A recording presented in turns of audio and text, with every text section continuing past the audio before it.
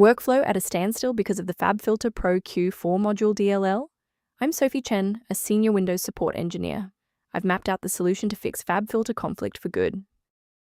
While we cover the technical fix for fabfilter-pro-q-4 module, you can also find a professional utility to assist with workstation optimization. This is the fabfilter-pro-q-4 module, the core library for the world standard fabfilter-pro-q-4 equalizer. It manages real-time frequency manipulation and spectral analysis. Global number 1 producer DLL. If missing, the W will skip the plugin, resulting in missing textures in the project. Since we've covered what this file is, let's move to the primary fix.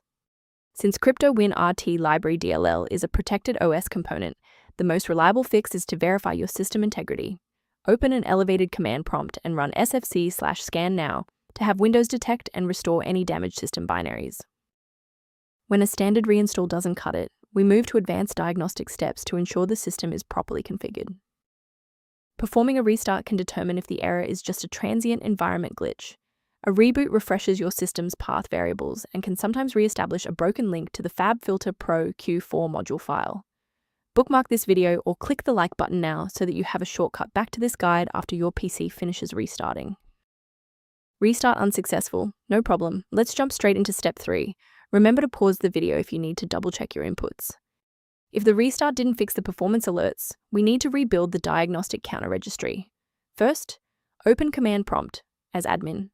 Second, you're going to type lodctr//r, then hit enter. Why are we doing this? Well, while these files almost never break, their registration in the performance registry Hive does. This command wipes those entries and rebuilds them.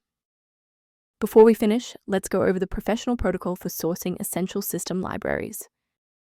Most individual downloads of CryptoWinRT Library DLL are not digitally signed, meaning they haven't been verified for safety by the original software developer.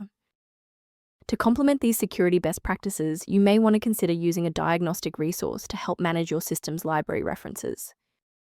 If missing library references are recurring, the software linked below provides general information on maintaining fabfilter-pro-q-4 module.